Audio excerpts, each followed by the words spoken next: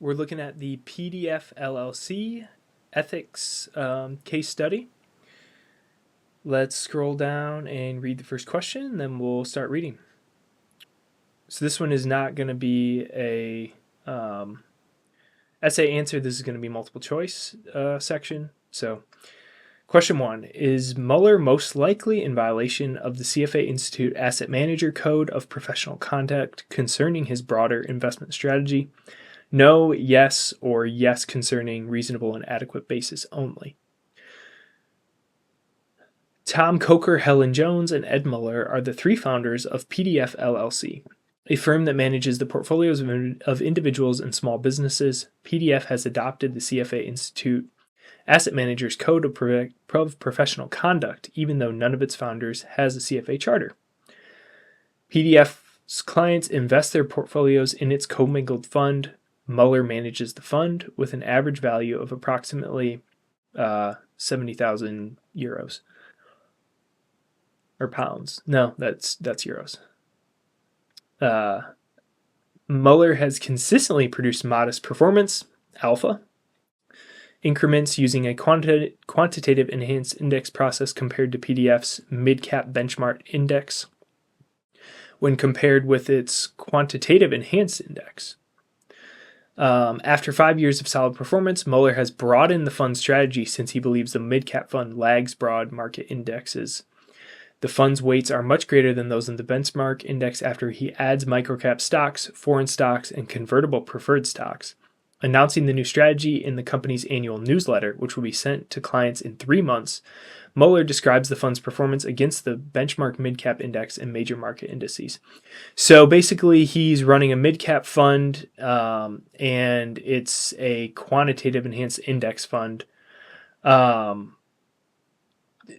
Typically, enhanced index funds barely deviate from the benchmark. They're going to have pretty low tracking error. They just take small bets relative to the benchmark.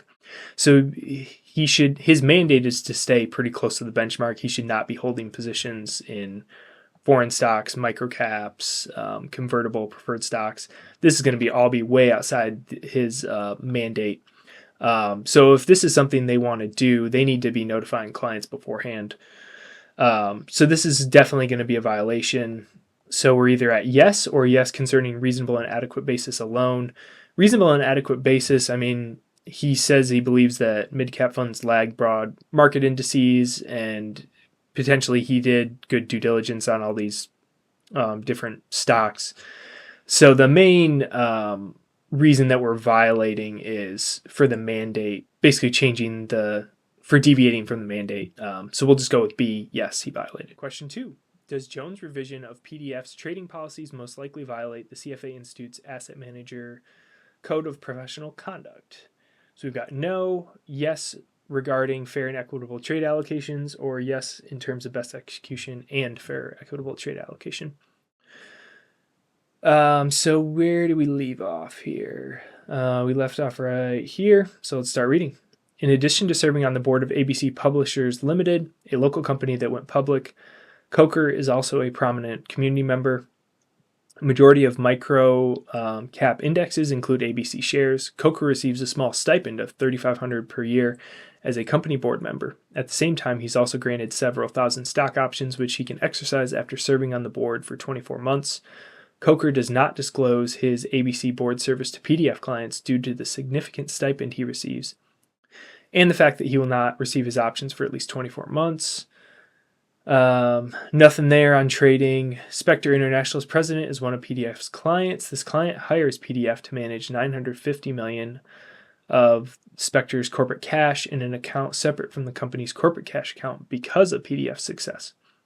The client asks that PDF's hiring be kept confidential. Spectre board requests that Mueller directs all Spectre trades through a local financial advisor as a gesture of appreciation for selecting PDF. After Spectre acknowledges in writing that this is their preference, Mueller agrees to follow Spectre's instructions. Nevertheless, Mueller is concerned that the directive may limit PDF's ability to achieve best execution. So that's related to trading, but we haven't gotten to Jones yet. Let's keep going. With Jones' position as the head of operations, he wishes to simplify the trading process. All right, here we go. He adopts a new trade policy to simplify the trading process. Jones will first place trades for the Spectre account through the local financial advisor and then submit trades for the commingled fund through national brokerage houses and electronic networks. As a result of this arrangement, the local financial advisor can purchase securities before other clients. He informs Jones that he will recommend PDF to other clients. So this is going to be a violation.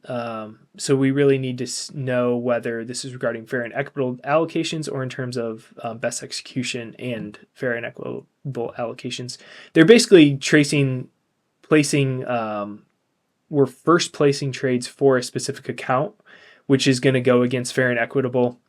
They should be placing trades for all of their clients at the same time, for the commingled and for the Spectre account.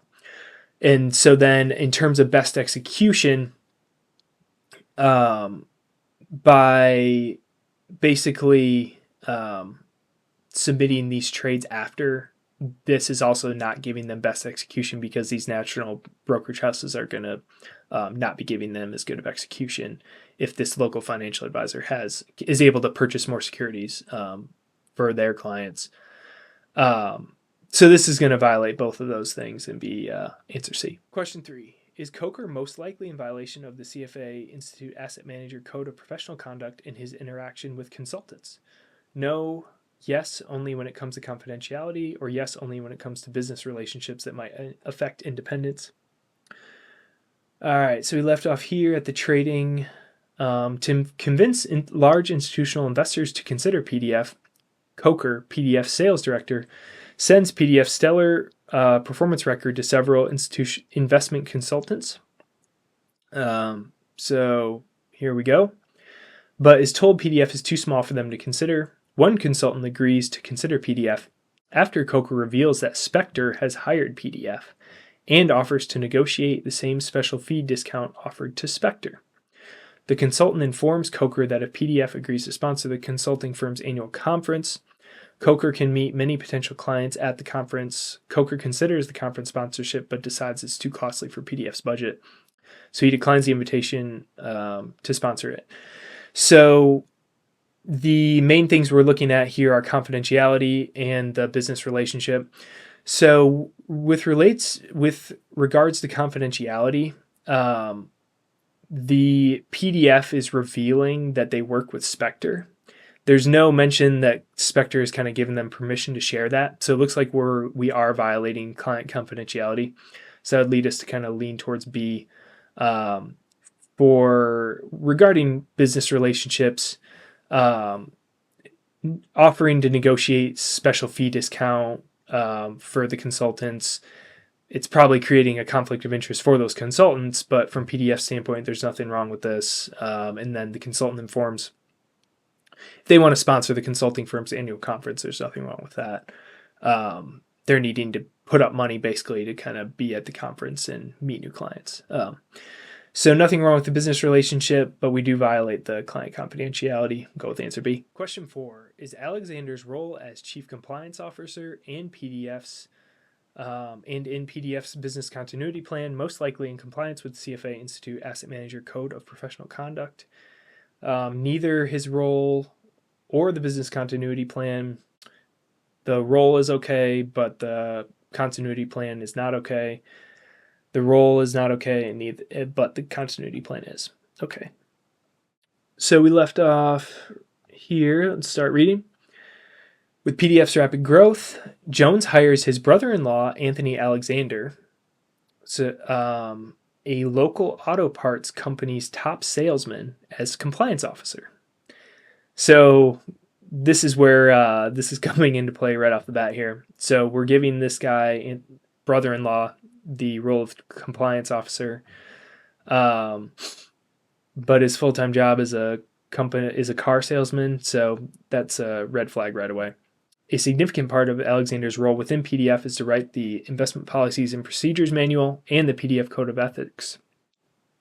He's also responsible for ensuring the firm has a business continuity plan. Each evening, he intends to take home the computer records of PDF's daily trades stored on the company's computer system. So let's look at the role first. So the role is definitely not okay. Like we said, not relevant. He doesn't have experience in this, so making him the compliance officer is not okay. So the role does not conform. The role conforms. We can cross off B, and role does not conform. So we need to decide on the business continuity plan. The taking home of the computer records, that's going to be inadequate to the business continuity plan. And so we can go ahead and cross off A as well and go with B. Or wait, sorry. We'll go with A. Neither conform.